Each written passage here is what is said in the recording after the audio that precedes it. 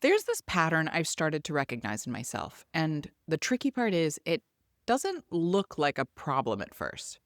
It actually looks like me at my best. I call it my Wonder Woman energy. And I love her. She's powerful, creative, thoughtful, and energetic, and somehow able to hold everything all at once. The business, the kids, the house, the ideas. My mind is moving fast. Like I've got four trains of thought running all at the same time. I'm tidying the kitchen while planning our weekend, while reminding myself to write down something funny my daughter said, while thinking about what I want to create this week. And somehow, it all gets done. From the outside, it looks like I'm thriving. And honestly, sometimes it feels that way too. There's this alertness in my body, this buzz, this clarity. Like finally the fog is lifted. And then there's this quiet urgency underneath it all. Like I need to capitalize on this energy while it's here because I know what's coming on the other side. And eventually it does, the crash. My energy disappears, my capacity shrinks, everything that felt manageable suddenly feels overwhelming. I'm irritable, overstimulated by little things, disconnected from what I actually need. And for the longest time, I thought these were two separate problems. Like, why am I so on sometimes and then completely depleted other times? But what I'm starting to understand is this: those aren't two different states, they're part of the same cycle. And here's the part that changed everything for me: the crash isn't the problem. The crash is the body finally being heard. Because if we zoom out for a second, what's actually happening here isn't a mindset issue. It's not that we lack discipline or awareness or good intentions. It's that our nervous system is moving between states of activation and shutdown. And we're only noticing it when it becomes impossible to ignore. That Wonder Woman energy is not just productivity, it's activation. It's my system mobilizing energy to meet a demand.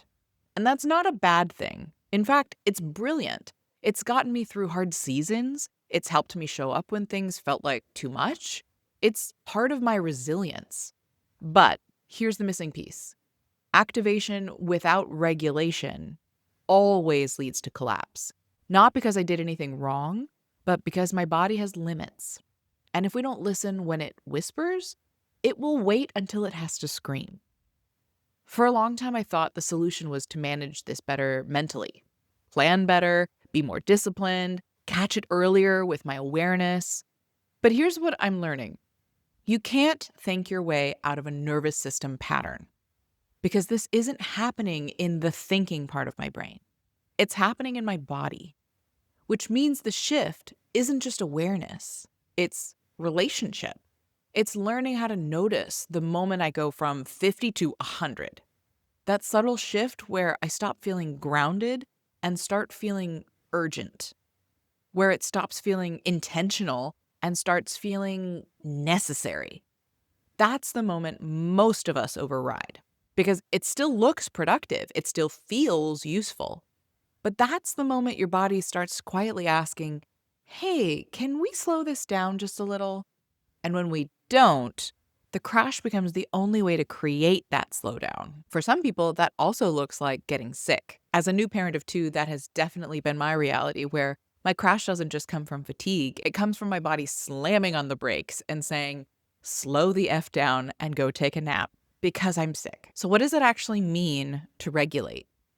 It doesn't mean never going into that activated state, and it doesn't mean getting rid of your inner Wonder Woman. It means learning how to work with her, letting her help you get started without handing her the keys for the entire day.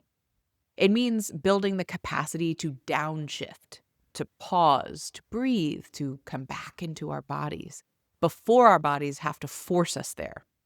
Because regulation isn't a constant state of calm. It's the ability to move between states without getting stuck in either extreme. So today I want to leave you with something really simple to notice. Not something to fix, not something to optimize, just something to gently become aware of. Where in your life are you pushing past that internal "that's enough" signal? Where does 50 quietly turn into 100 without you realizing it? And what might it look like to just stop at 50? Not because you have to, but because you're learning how to listen. The goal isn't to eliminate these cycles, it's to become conscious inside of them. And to remember, your body isn't working against you, it's working for you, even in the moments that feel the hardest to understand. I would love to hear from you. What's your version of my Wonder Woman mode? What do you call them?